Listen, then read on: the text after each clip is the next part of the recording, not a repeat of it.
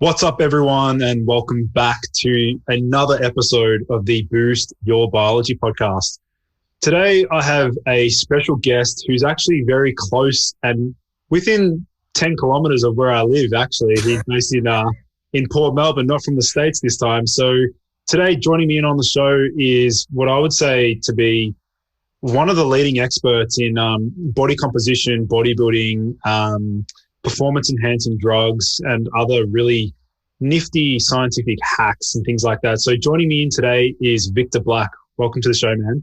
Thank you, Lucas. I might have misled you with the preamble we're having before the call.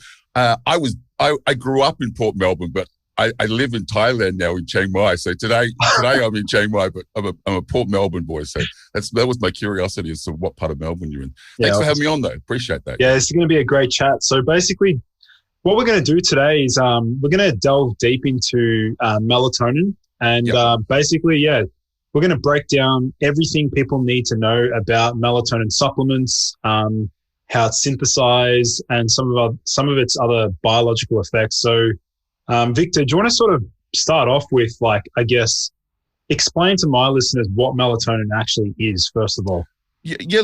Let me just, before I do that, we're going to be talking about a few, quote unquote studies, science papers, as it were, however you want it, clinical evidence, whatever terminology floats your boat. So I want to make this kind of preamble before we get into that, because I think it's really important.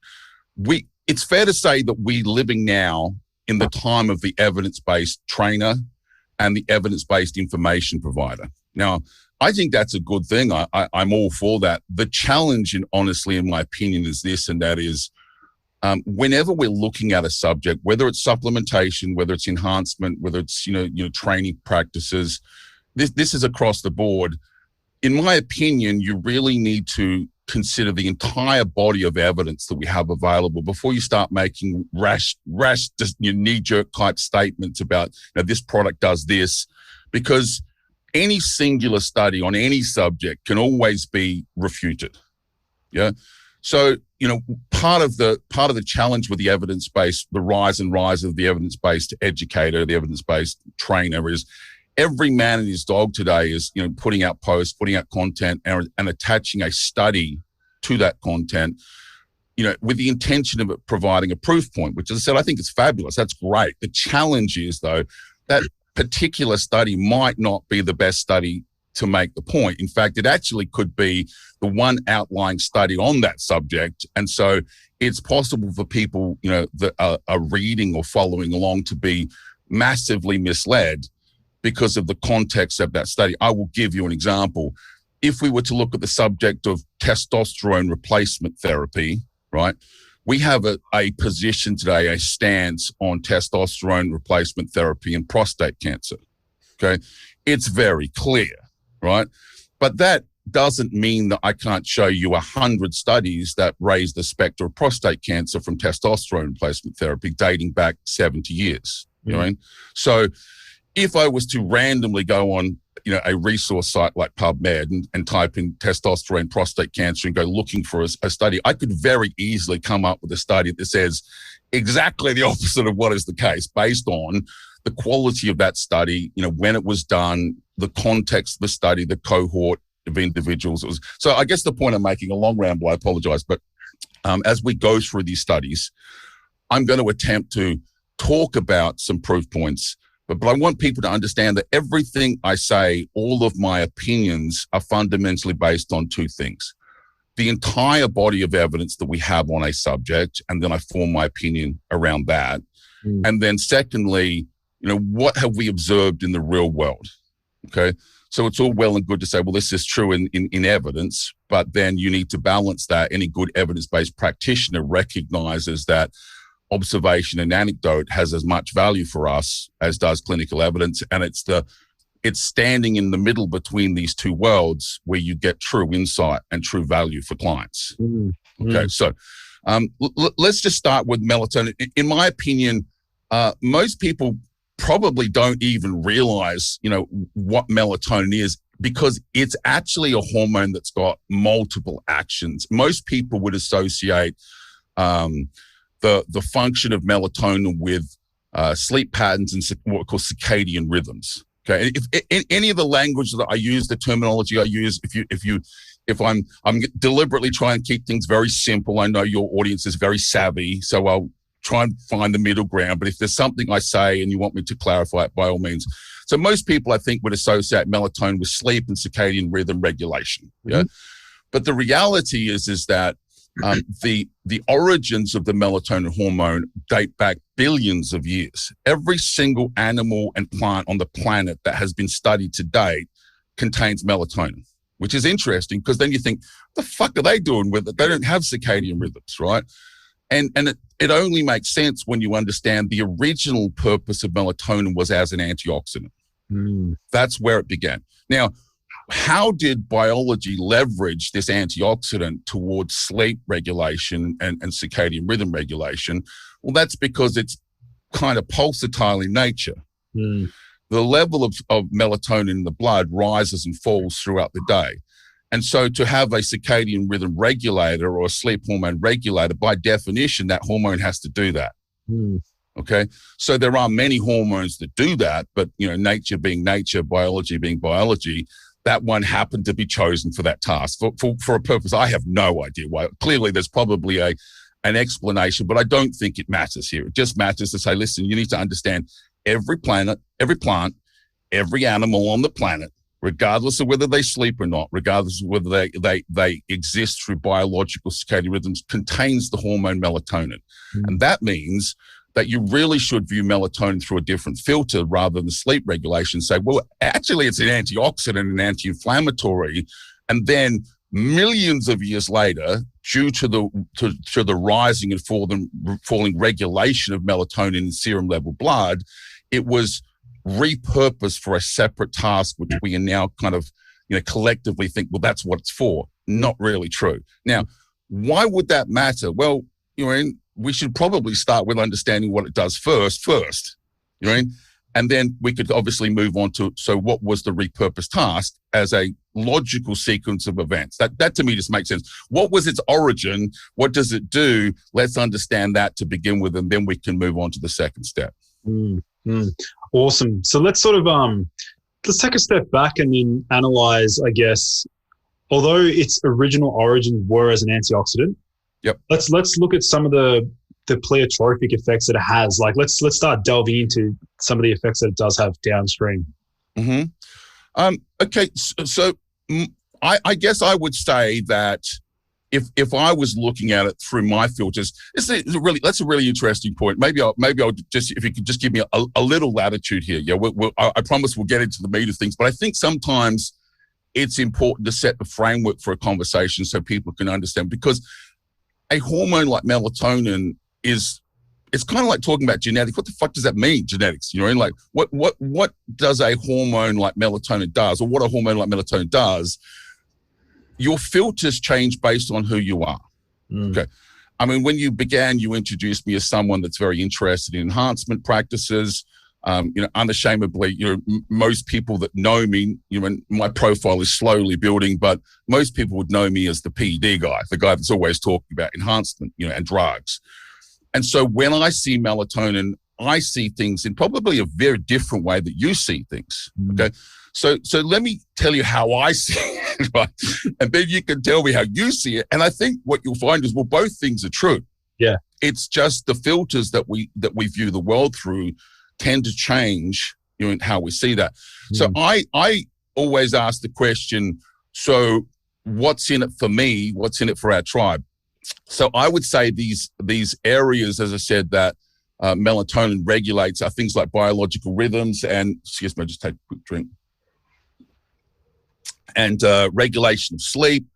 As I said, it's a very powerful antioxidant. I'll talk about that in a minute. An anti-inflammatory.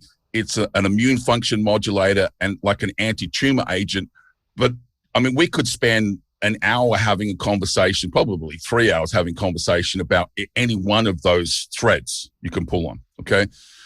Maybe I'll just start by talking about some potential applications for people who use enhancement products, if that's okay. Yeah. Yeah. And by all means, if you want to jump in and add some value or something along the way, that's great. Because I said, I completely respect the fact that different people coming from different domains, different areas of interest, let's call that, are going to see different supplements through different filters in terms of like not only what they do, but the value they might hold. Yeah. Okay. So there's probably 3 or 4 things that I'm interested in for melatonin that you go, yeah, I get that, but that's not maybe necessarily what I'm interested in. I'll give you a simple example. There are some drugs that we would take as, drug, enhancement users, like the drug Trenbolone, for example, that is notorious for disrupting sleep hygiene. Okay. So anyone that's ever used Trenbolone, even people that have, heard the rumors about Trenbolone, I heard this is true, bro, would probably relate to a couple of things: the notorious night sweats and the notorious disruption of quality of sleep. Now, we actually know through surrogate models why that is, what Trenbolone does to basically disrupt sleep quality during. And there is actually a study, and again, this is the idea of so you start pulling out studies. There was a study on a surrogate group that shows that the application of melatonin has the potential to help us here. Okay. So it's not really in saying, okay, so we have a natural sleep model in a healthy young man over here. We're taking a healthy young man and we're, through pharmacology, disrupting that sleep pattern, right? And the first scenario, he may not well need melatonin. He may have a perfectly functional, healthy young man, perfectly functional production of melatonin cycle. But then we introduce a pharmacological agent like the drug Trenbolone, and we completely disrupt that. So by the introduction of melatonin there in a conditional setting, potentially has the ability to provide benefit to him where it may not to you. So I would argue, as I said, sleep hygiene and the regulation of sleep and circadian rhythm is an obvious one for our tribe, the enhanced tribe. Then I would say, if you're aware of the deleterious effects of drugs like Trenbolone on sleep quality, and most guys are, there's 2 things that you can do about that. One is the dose is the poison. It always is. I mean, the degradation of sleep quality consequential to the use of Trenbolone is dose dependent. The more you use, the worse it gets. Yeah. And there is a case to be made for the supplementation of melatonin in that environment, basically to aid with sleep hygiene. Okay. You want to, Victor, go back to that. You said the more you use, the worse the sleep gets. The worse this degradation of sleep quality. Okay? Yes. For example, I am a fan of Trenbolone, but I use drugs on what I would call a needs basis. So cycle design is needs based. Okay. First, you understand the individual, what they're trying to achieve, and their needs and their goals and their risk profile, and from that premise, we start designing a potential, a polypharmacy stack of drugs that we might put in front of that person to realize their goals. That's really not how most people approach cycle design. Most people, back in the day in the 70s, cycle design was, I'm not joking, was based on what was rolling around in the bottom of your drug dealer's gym bag. Whatever he had, that's what you were taking, right? And more people today are kind of working on a basis of, I heard that works, bro. What do you think? But I tend to work on a basis of, tell me who you are and what you're trying to achieve, and we'll put a polypharmacy model together that has the best chance of helping you realize those goals. In that regard, Trenbolone is probably a very valid tool, but it has such profound, implications of use in some cases, particularly on cognitive function issue and behavioral aspects, including sleep degradation, that you have to be very sparing with it. A little bit goes a very long way towards our goals, and a little bit tends not to disrupt these problems in a profound way because there's a dose-dependent response. Yeah. Again, if I'm using language that is too simple, please raise me up, lower me down for your audience. Yeah? No, it's fine. It's fine so far. I'm just trying to dig deeper into I'm trying to look at melatonin now as a broad spectrum anti-aging hormone in a sense. Okay. Yeah. Cool. All right. So let's take a step back, because maybe that's a little too narrow for your audience. Like the Trenbolone application is certainly of great interest to my audience. Yeah. I would say let's begin with natural individuals. Let's start there, and then we can probably drill further down in if you'd like. I often introduce melatonin to older individuals as the performance first cab off the rank performance enhancing drug, right? And that shocks a little people because, again, we actually have pretty good evidence that melatonin is a hormone of aging. In other words, as you get older, hormone production degrades, and profoundly so.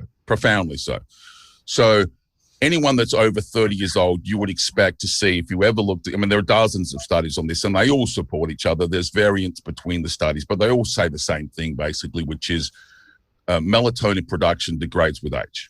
Shall we explore some of the potential reasons why that's the case? Like, have you ever thought about like the impact of fluoride, the impact of, other parameters that may affect the production? I think the answer to that is always, it's always the same answer, and that is, so there's a genetic component, there's a gender component, okay?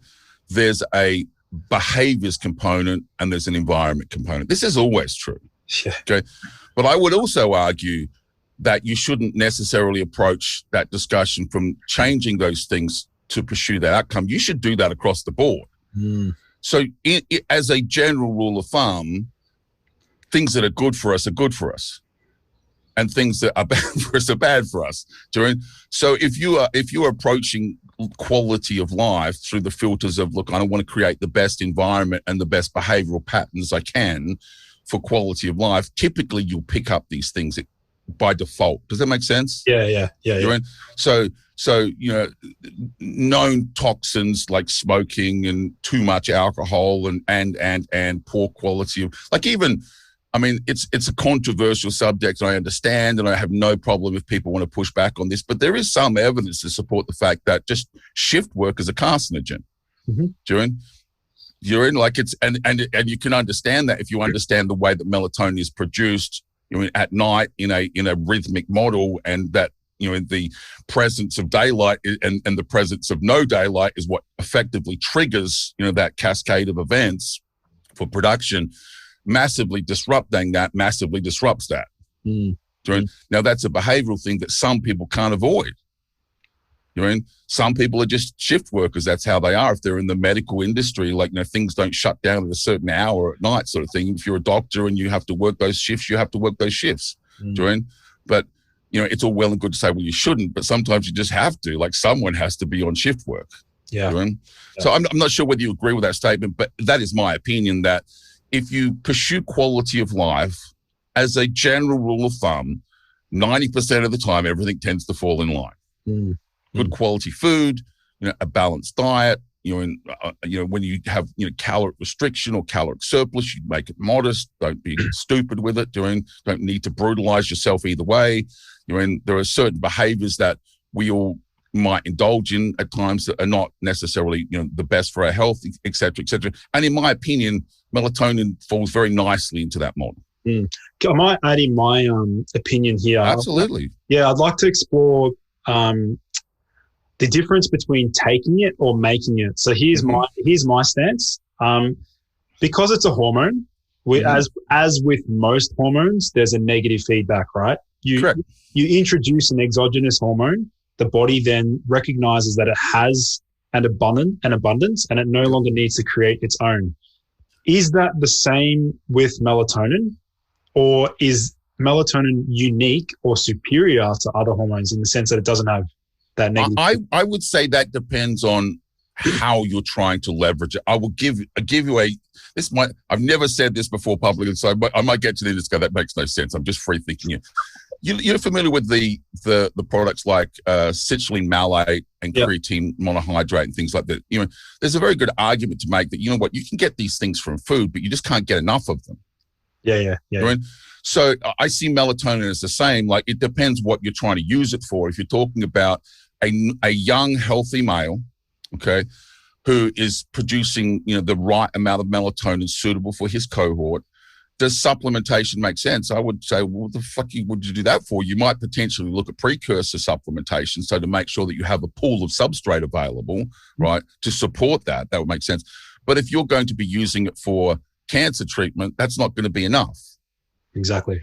So the application then determines the pathway of administration. And I would argue, again, this is the separation point between Over here, we have a healthy young man like yourself, and you're saying, look, I'm interested in sleep hygiene.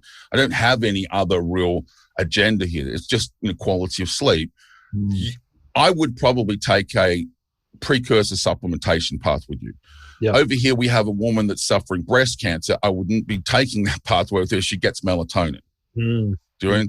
And in my tribe, I would say many of the benefits of melatonin are, you immediately go to supplementation because of the magnitude of amount or the amount that you want of the melatonin for it to have effect. Yeah. Well, I think there lies a key point, obviously context dependent, as you mentioned. The person's goals obviously matters most, and then I guess addressing their lifestyle and things like that. But yeah, it really is unique though. Like the melatonin, if we're using exogenously in doses between, let's say, 1 milligram to, I don't know what doses you go up to, or you've, prescribed or recommended 50 milligrams, 100 milligrams. I don't know. Yeah. So it's fair to say that, again, this is why I like to include clinical studies, but it's very easy to be misled by clinical studies. Yeah. I think that there's very good evidence to say that the clinically effective dose of melatonin on a supplementation level begins at about 0.3 milligrams. Yep. Very, very small amounts. Yeah. That's far more than most people use, even that would say I'm using a small, most people that said I use 3 milligrams would say that's moderate. But you think about the magnitude of difference between the minimum clinical effective dose and what he's using, going, that's a fucking whack, right? Like, wow, that's a lot more than you need. So I would argue that most people that are using are plausibly overdosing it. Yep. And this is why you hear a lot of anecdotal stories about people that have tried it and said, look, I didn't enjoy the experience. Like, yeah, because look how much you fucking took. Exactly. Right? Exactly. So I would argue that in an ideal world, it doesn't matter what drug we're talking about. And I consider all these things to be drugs. My definition of drugs is different to, it's over the counter or not. Melatonin ultimately is a hormone that interacts with receptors in the body. It's no different to testosterone in that regard, right? So melatonin is a drug, in my opinion. Yeah. Its mechanism of action is not what determines whether a drug is a drug or whether you need a prescription for it. It's not, because I could walk into a pharmacy in Thailand to buy things that you need a prescription for. So that shouldn't define whether a drug is a drug. So if we accept that melatonin is a drug, all drugs should be dosed on a titrated basis. By default, you start at the minimum clinical effective dose by default, and then you titrate for effect for the individual. So I would argue that you would start at 0.3 milligrams, and most people at 0.3 milligrams get the effect that they desire without the deleterious consequence that they associate with melatonin use. If you come right out the gate at 3 milligrams, most people go, like, I don't like that, but but look how much you're fucking using. That's a lot. Yeah. It's just too much. Start at the minimum clinical effective dose, which again, I'm repeating myself, is 0.3 milligrams, dosed before bedtime. And even, so I personally played around a while ago. I was experimenting, and the common story or the common effect that most people get when they go beyond 1 milligram is 1 to 3 milligram range. They wake up feeling groggy, or they get nightmares. Absolutely, whereas, absolutely. And what I would argue is it makes sense that potentially you would try that. Right? And if you were to be, let's call it an individual that seemed to be hypersensitive to that, and even at 0.3 milligrams, then the answer is real obvious. So back up and take a precursor model. There are, hopefully, I'm not sure if maybe you want to explain it. There is a melatonin synthesis within our bodies happens on a cascade of events that begins with tryptophan and goes down a cascade through serotonin to melatonin. There's a stepwise process that I'm not sure there's a need to describe here. It's fair enough to simply say, look, there are precursors like 5-HTP and like L-theanine and other compounds that you consider, and they're not the only two by any means, right? That one might consider, and I think that's a valid pathway. But with everything, I would always, rather than write a prescription for someone, I would always encourage people that are interested in learning to try many paths and find out how they respond to each of those in turn, and then ultimately make a decision about which is the right model for them, rather than be biased and say, I heard Lucas or I heard Victor say, so therefore that is the only valid model. I would say we could probably come up between us with 5 or 6 different plausible models that you could make a credible argument for each one, right? all of them would be premised on, okay, so it's either a precursor model or it's direct supplementation. And I would say, well, the rational, logical thing here to do would be to, over time, try them all. Yeah. I mean, I know that's a great deal of time invested, but this is why I've been doing this for 35 fucking years, because I've tried them all. I might actually add one point is, I remember back in the day, I looked into the half-life of melatonin. I realized it was super short. It was like 40 minutes or something, or 40. You have to correct me on that. And then the other point is that I've seen the 300 microgram just instant release capsules, and then 300 microgram 6-hour timed release. That one there, I think, mimics the body's production at best, like what it would naturally produce. Because like a grand total. I think if that was, I understand your premise. I think if that's what you were seeking, though, then logically you would take the precursor model. If you for whatever reason, I'm not saying it's not a valid reason, said, look, I would like to mimic the body's natural models as closely as possible. It's really fucking obvious what the answer to that is. We'll take the fucking natural pathway, which is I put these precursors in as substrate pools and I stand back and let nature take its course, as opposed to, forcing the production, forcing the introduction of a molecule at whatever. I don't care what the dose is. That's not mimicking nature. That's, taking the keys and driving the car. Yeah. So let's look at let's look at that precursor model. Let's have a look at some of the nutrients, because my listeners would love to know, like, what can people take? What can people look into to actually build their own melatonin? So I kind of mentioned two of them. I think it is, as I said, I feel like I kind of said that. So let me just repeat what I was basically saying. I think that you and I probably could sit down and create at least half a dozen plausible models to consider that pathway. Yeah. I think the most popular ones are probably the application of 5-HTP and the amino acid L-theanine. Usually they are administered in a combination with some other minerals like zinc and magnesium and chromium, for example, as a what would broadly be described as a quote unquote sleep stack. Yeah. And I'm all for that. I think that's, but this is interesting. This is the divergent pathway between what are your goals? What are you trying to achieve? Let me just give you some latitude. I want to talk about a couple of things for the enhancement tribe as well. Sure. And then we can come back to this, because the point I'm making is, if you see these things, you go, yeah, I can see what you're saying. Is like, I have to view this hormone through my filters, and I need to make sure what those filters are before I start fucking making decisions about shit here. So one of the reasons that I'm very keen on melatonin is its antioxidant properties. And I would argue that, at that dosage, is at what I would call physiological range of melatonin, you're not going to realize the full benefits of the antioxidant, despite the fact that something that's not well understood. The reason melatonin is such a great antioxidant is because as it is metabolized in the human body, it is relatively unique in so much that its metabolites in themselves are antioxidants. Yeah. So as it interacts with an oxidant and it becomes metabolized and the hormone changes, most antioxidants become neutralized. Mm-hmm. Yeah. And so they basically have a first run pass at the process, and then they're done. As melatonin is metabolized as it interacts with, through the antioxidant process, each metabolite in turn, many of them are actually antioxidants in their own right. So you have this fabulous spill out effect where, milligram for milligram, in my opinion, melatonin is the most powerful antioxidant that we have at our disposal. And that's the underlying reason why, is because most antioxidants become metabolized and they're done. Melatonin gets metabolized into other metabolites, right? And those metabolites then take up their stand in the fucking ranks, as it were.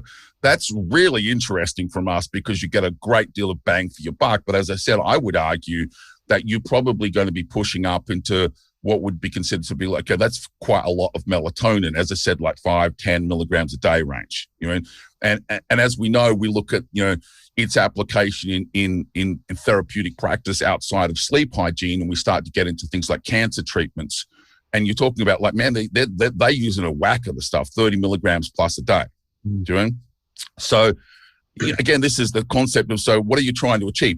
if you use anabolic steroids and use other performance enhancing drugs and you don't yet realize that our practices raise oxidative stress, you're a fucking idiot, right? This is not a question. This is beyond question, right? Yep. This is just, you just have to accept it. Those behaviors cause the consequential elevation of oxidative stress. Even testosterone itself? So what I would argue is at moderate doses within physiological range, no, that's not true, but I don't consider that to be my practice. Yeah. So if we're talking about a normal man who's hypergonadal, who's administering testosterone for TRT purposes, no, that's not what I meant. What I meant was the supraphysiological application of androgens. Yeah. So if you don't understand that, that's just what fucking happens. Oxidative stress goes up. So you have a responsibility for healthcare that exceeds the needs of the healthy young man. Okay. And there's two ways that we approach that. Clearly that should begin with lifestyle choices and behaviors. Surely that should begin with dosage and compound selection, because not all drugs create oxidative stress. I mean, I'm on this fucking crusade at the moment trying to explain to people that different drugs cause oxidative stress at different levels. It's not fair to say, this drug doesn't cause stress and this drug does. You will never hear me say that. Once you cross that supraphysiological androgens level, they all cause stress, but some of them are worse than others, right?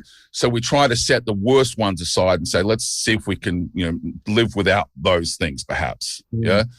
But if you accept the fact that they do, then logically you have to have two things in place: a nutritional model rich in fruits and vegetables, that is our first line of defense.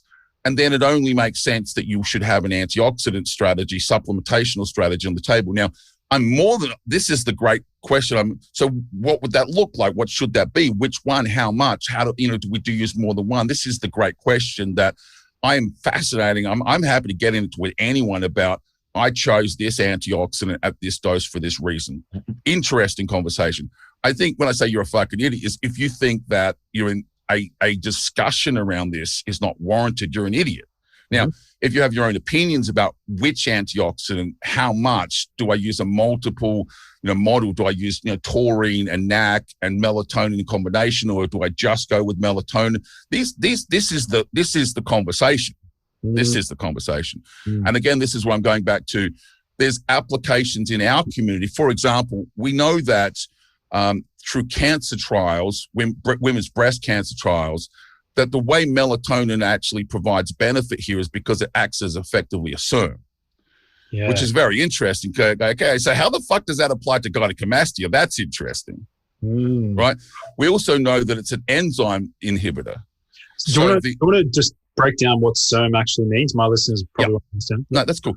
So we use a lot of acronyms in this industry, 3-letter and 4-letter acronyms. So SERM stands for Selective Estrogen Receptor Modulator.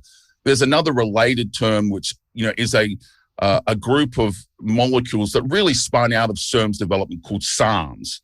The whole SARMs movement is really premised on the success, as it were, of the SERMs movement. So SERMs are selective estrogen receptor modulators. They are basically hormones that have been, synthesized, designed to be ligands or molecules that bind with the estrogen receptor and prevent effectively estrogen binding with that molecule, and therefore causing a cascade of, genetic events that occur after that, gene transcription events, I should say, not genetic events. And SARMs are basically their counterpart in terms of binding against the androgen receptor modulator. Now, the challenge is that sounds all well and good, and there's an application for estrogen-mediated breast cancer, but SERMs themselves, not by their action by inhibiting estrogen, are considered to be toxic drugs, right? There are many, many potential risks with using SERMs, including thrombotic events. You elevate, in the risk of basically a stroke. Women who are given these drugs with the intent of, you get them on, you get the therapeutic effect, and you get them the fuck off that drug. You don't want them. Sorry, I'm not a lot of swearing. You'll have to beat that over. I swear all the time. Sorry, just beat me over. So there are issues with that class of drug. What is interesting for me, Look at you. I've overstepped the boundaries there. I can see that you're embarrassed. I apologize, buddy. Just edit that out. Okay. I'll keep that copy for me though. Don't chop me out. I'll put that on my post.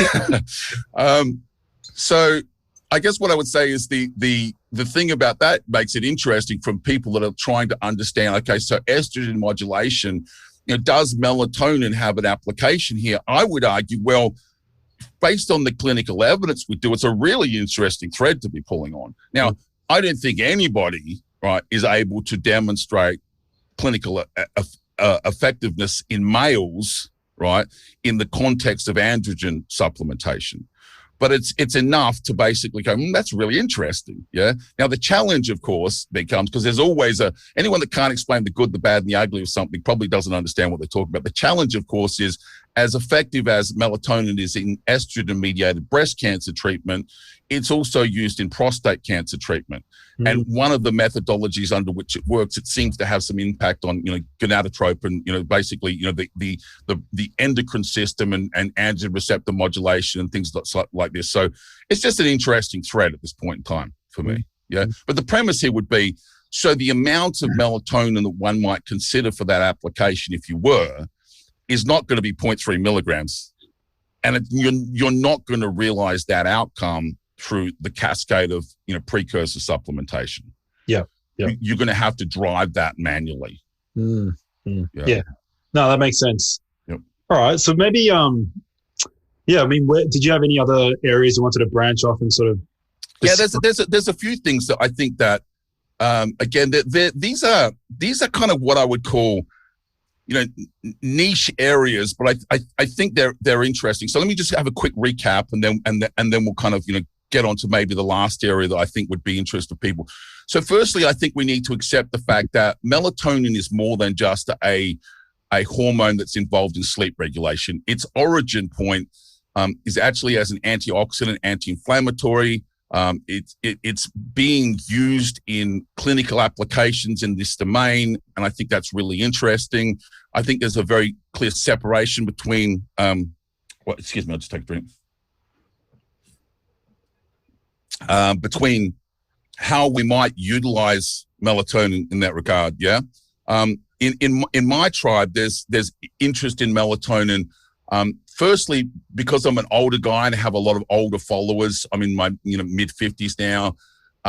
I would argue that melatonin should be viewed through the lens of, look, if you're a healthy young guy, you're probably producing melatonin at appropriate levels now. That's a fair assumption.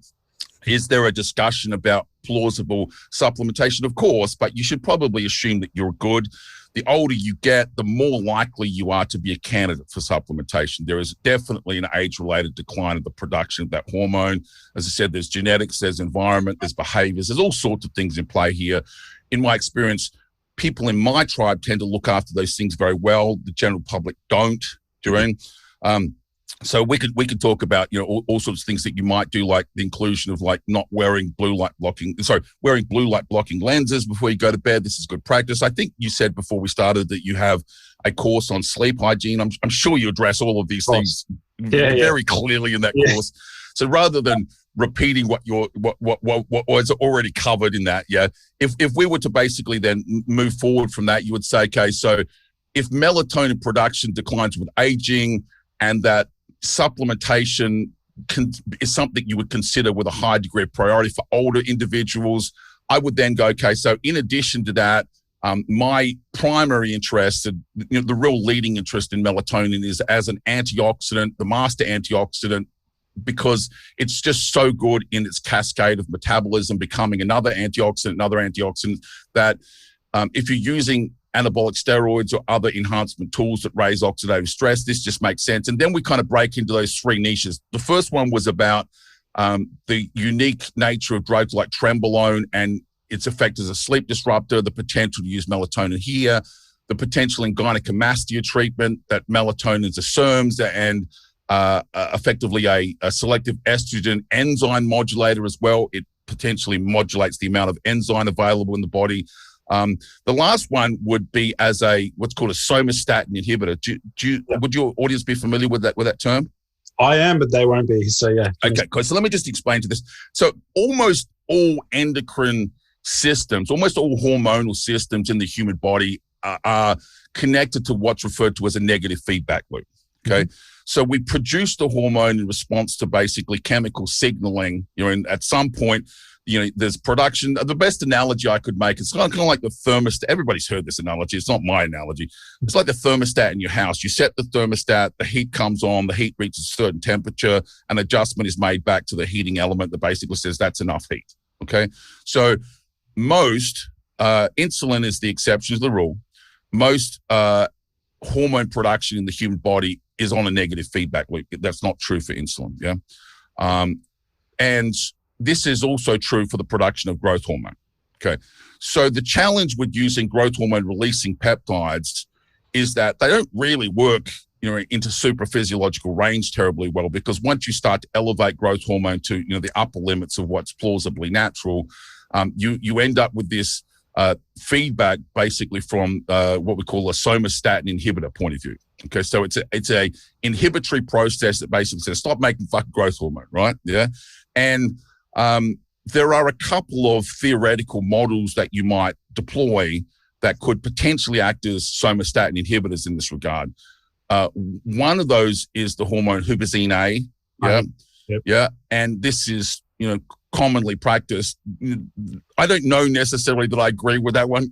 I understand the thread they're pulling, yes, but I would argue that melatonin makes more sense. Okay. So melatonin is, if you think about it, growth hormone production happens at nighttime. Yeah. In a pulsatile fashion, melatonin production happens at nighttime. And there is enough evidence, in my opinion, to point to the fact that melatonin actually is a somatostatin inhibitor. These two things align itself, that basically it's, for want of a better word, permitting or encouraging the production of growth hormone. And so one could make a easy argument to say, look, you should potentially consider using melatonin if you're using any sort of growth hormone secretagogue, right? I'm not sure that anyone's prepared to step up and say, I guarantee it will work. It's very much in what we would call the domain of the hypothesis, but it certainly makes sense. On a mechanical discussion perspective. You do this and this because that does that. We think if you do those together, you should see an elevated response from the application of growth hormone secretagogues. So I guess I'm kind of coming full circle here and repeating myself to some degree, but you can see here, the point I made at the beginning was this, and that is, you have to be very careful with science studies, because even though I'm kind of like the premises that I'm referring to are based on clinical evidence, I'm not sure that I can kind of, stake my reputation on that. I believe that to be true. What I think I know is true. Yeah. I guess the question would be, so before I deploy that, I would ask the question is, so what harm is there in doing that? In my opinion, the harm in using a milligram of melatonin as a potential somatostatin inhibitor is like zero, like, because I would probably use it anyway. Yeah. It's well tolerated in humans. The doses I'm talking about, I don't consider to be high risk. So does it work? Not really sure. Very plausible discussion, very interested. I'm not sure that we have the answer today, but it's clinically based discussion. Yeah. And the second thing, the big takeaway is, and really if I can, make this message clear to people who even listen to my audience, and that is how you see things is through your filters. I very often find people disagree with what I say about things, and I'm going, yeah, but that's because you're seeing it through your filters. I'm different to you because I'm interested in behaviors like the application of pharmacology that is beyond what you would call for quality of life and health. This is enhancement practice. And this is not related, but I think it's a really good example, and that is, and it's totally unrelated to the subject. If you look at the evidence that we have on the difference of magnitude between fed and fasted cardio, right? In my opinion, the evidence is really clear. The difference between fed and fasted cardio in natural individuals is so small that it becomes the best time to do cardio is when you can. Now, that changes when you're enhanced. When you start using pharmacology to leverage systems here, that's not true. So I get into a lot of debates with people that consider themselves to be evidence-based practitioners, and I don't think they are, because that's true for naturals. Everything you're saying, I can support as a natural. Now let's open my box of tools, and you have a look inside, and it's a scary looking box of tools, what's over here, right? And it's very plausible that everything changes. And if you cannot have a wide enough mind to say, listen, I made that statement on the premise of, for healthy young men or women, the magnitude of difference between fed and fasted cardio is so small, right, that when you do it becomes a matter of personal choice. I completely support that. Now come and live in my world, and I will show you that that is not true, okay? And I think this is part of the challenge with, as I said at the beginning, evidence-based practitioners. You have to be very careful with evidence premised on who are we addressing here? Are we talking to 80-year-old people in a nursing home? That's probably true. Are we talking to someone like yourself in their 30s type bracket, healthy young guy? That's probably different. If you're talking to someone in my tribe, that's probably different again.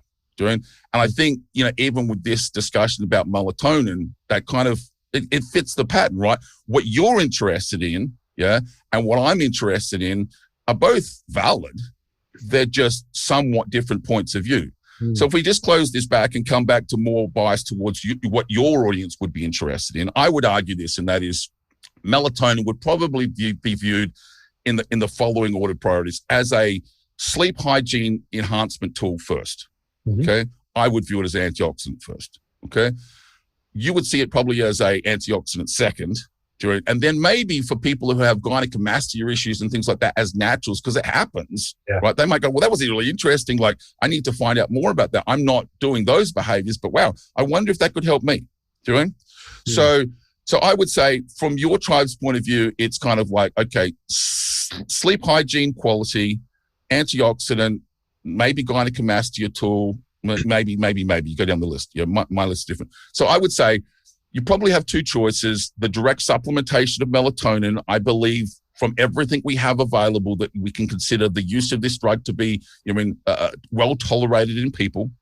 I don't believe that moderate supplementation is a health risk.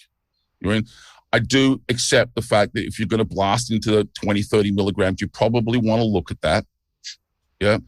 But not at 0.3 milligrams. I think we can say that's an acceptable tolerance model. Acceptable risk model. The question then becomes one of, so do I do anything per se? Do I just leave it alone, right?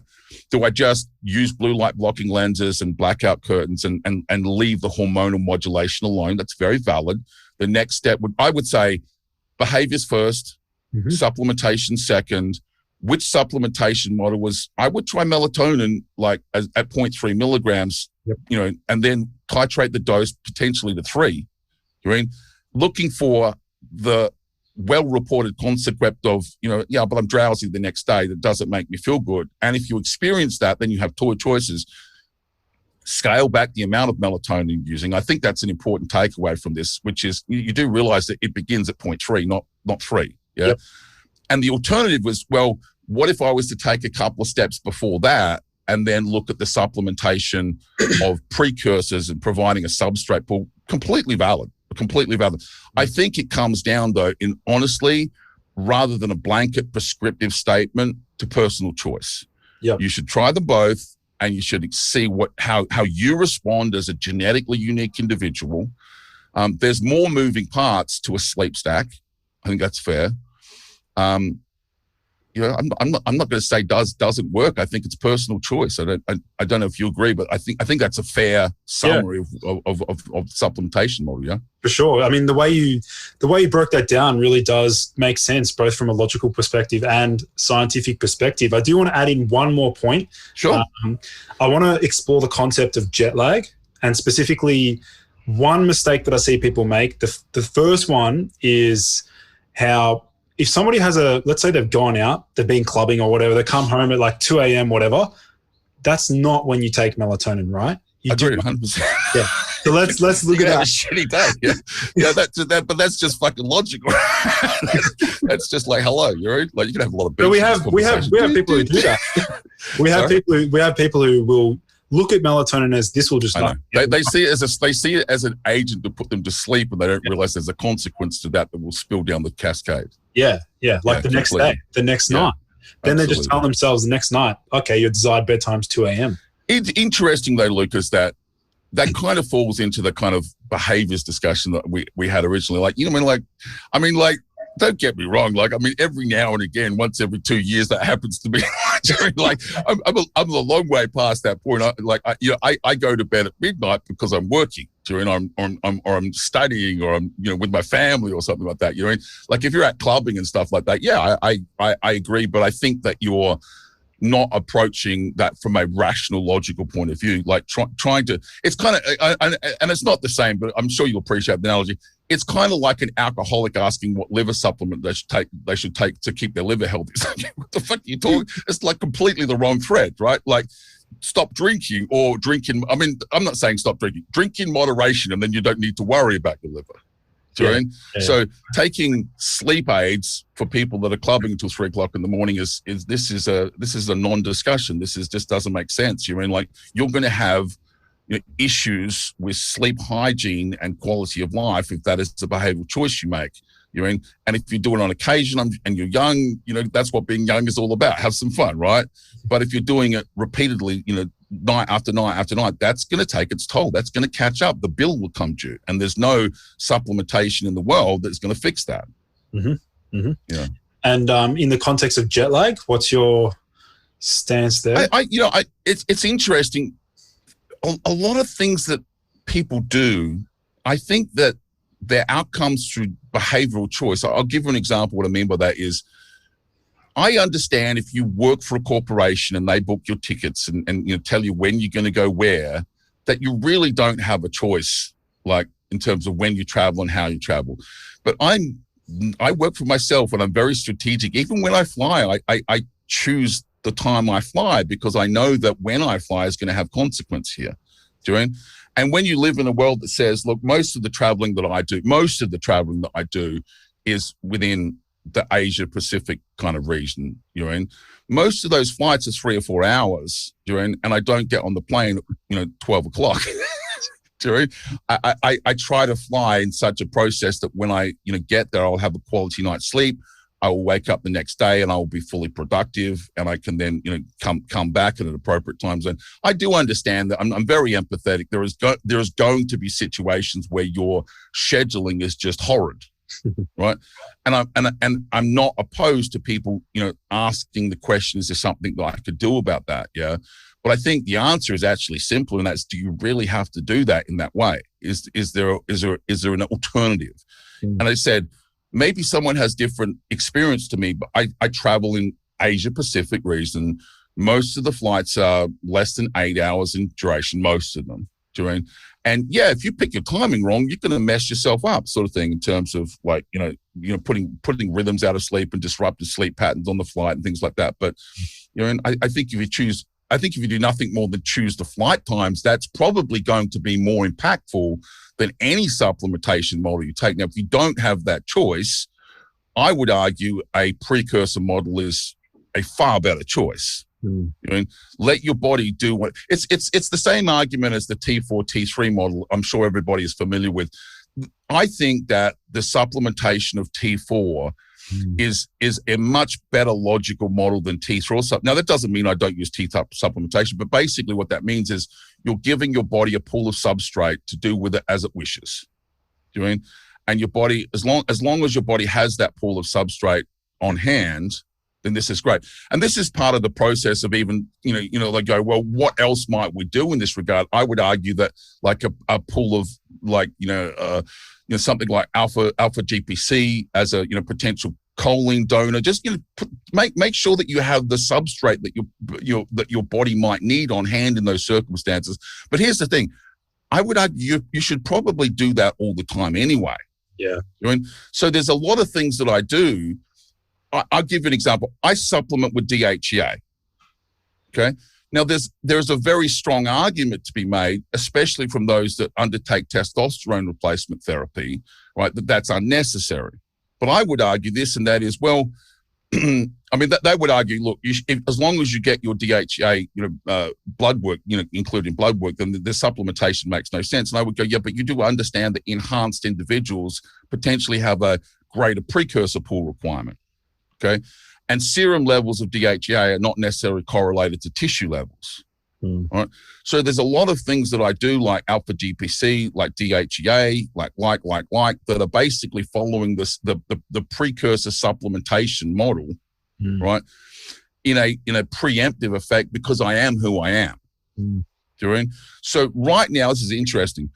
Right now, I supplement with 5-HTP and basically L-theanine, and I take magnesium, and I take zinc, and I take chromium, and I take metformin before bed. Okay, so I'm not right now using melatonin, but I'm not using melatonin as my antioxidant strategy right now. Yeah. Okay, I'm using other antioxidants, and so I'm kind of trying to understand the antioxidant choice. Maybe I know I touched on this as kind of we're reaching out to time, but if you don't mind, this is the great. I have a list of questions that I'm trying to answer myself. And I'm still learning. I learn every day. One of the recurring questions that I want to better understand is this, and nobody has the answer. I mean, I'm not looking for someone to drop me a note, say, do this, right? Nobody has this answer, and that is for enhanced individuals to accept that they have an elevated oxidative stress model. Apart from a diet that is rich in fruits and vegetables, dark berries, and the obvious choices that we would make through nutritional practice, what would be the best antioxidant model? You could make a very good argument for a large number of antioxidants, but all of the clinical evidence that we have on antioxidants is really as monotherapies. Okay, so it's this antioxidant was evaluated for this circumstance and showed positive effect, but most of us are using multiple antioxidants. Like many of the compounds that I use could be considered as anti-inflammatory. As I mentioned, metformin, this is an anti-inflammatory and an antioxidant in its own right. So if we're doing precursor supplementation for, exactly. So the premise here is, okay, so one of the great questions I have, and I have a list of them. I'm trying to get to the bottom of them. I don't know the answers, and please don't send me your answers because you're wrong. I'm not saying you're wrong, is nobody knows, right? Yeah. We're trying to figure this out, in my opinion. What we have is a very good discussion to support the use of antioxidants as monotherapies under certain circumstances. But I would argue, if you're going to choose one, if you were just going to say, I'm only going to use one antioxidant, I would say there's a really good case for melatonin because of the cascade effect. It's milligram for milligram, the greatest bang for your buck. It crosses the blood-brain barrier, so it's on our brain, on our body, right? I think it would be hard to beat that argument. But I will accept the fact that I don't know anyone that takes that philosophy. Everybody I know has a multiple, like what you call a polypharmacy stack in terms of antioxidant supplementation, including myself. And so figuring out which ones to use in which combinations and at which dosages becomes far more complicated because we just don't have any clinical evidence to support on. We are working on opinion and hypothesis and speculation and, and maybe observation. Maybe someone said, I did this, and however they measure that positive response and they're happy with it, great. That's the process that I think that we need more clinical evidence to support us to say, okay, so it's all well and good to look at these things in isolation to ourselves, but in a real world application, if we can take, some alternative models and compare them to each other for their efficacy and but not just one of those choices. So if I use melatonin and, metformin and taurine and NAC together in a stack at moderate dosages, is there a benefit to using multiple antioxidants that potentially have somewhat different subtleties of mechanism of action? Somewhat subtle differences. Yes, it's kind of like the difference between berberine and metformin. They don't have the same mechanism of action, but they tend to cause the same outcome. Somewhat similar. So is there a benefit to one? Should you just do one? Should you do many? If you're going to do many, do you take the recommended dose for all of them? Do you lower that dose? These are the interesting things. And the one last thing the last layer on top of that would be this for people that train. It's important to understand that the inflammatory process, right, is a requirement of hypertrophic response. Okay. So we're also trying to recognize that inflammation is not the enemy. It's, inflammation under certain circumstances has the potential to have a positive, and under certain circumstances have a deleterious effect on us, on physiology. So one of the rules of antioxidant application that I try to get across to people is I recommend you try to space them as far away from the training window as possible. Mm-hmm. So if you train in the morning, take them at night. If you train at night, take them in the morning. I think that trying to blunt, inflammation around the training window does plausibly, because we have evidence to support this, right, have the potential to blunt hypertrophy. We've seen this with the overuse of metformin in anabolic resistant older people. That's a poor use of the drug model, not a flaw of the drug, study, in my opinion. We've seen this in the use of, non-steroidal anti-inflammatories, used around the training window, a blunting of hypertrophic response. It's a very plausible discussion. And I think the easiest way to answer that is to simply say, look, whatever you're doing with antioxidant supplementation, whatever you're doing with anti-inflammatory supplementation, just position it away from the training window as far as you can, the opposite end of the day. Awesome.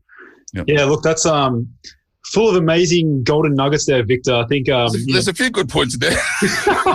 Yeah, I think my listeners are going to learn a lot from this. So, Victor, where can people find you if they want to learn more about you, your services? Give them an opportunity to, find you. Let's both do that, because I'm going to take this content and put it on my content, and I'm sure there's people that are in your audience that have never Victor who, right?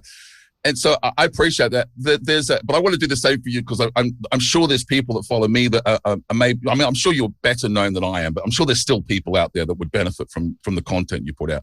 So there's a little thing above my head that says @VictorBlack Masterclass. So that's my Instagram account. Obviously I have a YouTube account. I also have a membership site. I have a site for women, enhancedwomen.com. I have VictorBlackMasterclass.com, and I'm about to open up in a couple of months a site specifically for coaches. So for people that are saying, look, I'm in the game, I make money from this, I'm really interested in learning more about enhancement practices and things like that. The first two sites are really designed for what I would call serious recreational trainers. And the new site that isn't yet up and running, it's going to be called Prep Coach Academy. Is literally going to be the step up the food chain, as it were. Okay, let's roll up our sleeves and go a little further down the rabbit hole here, and have some more detailed conversations that the general public will their eyes will glaze over, and they'll get that's enough for them, sort of thing. So yeah,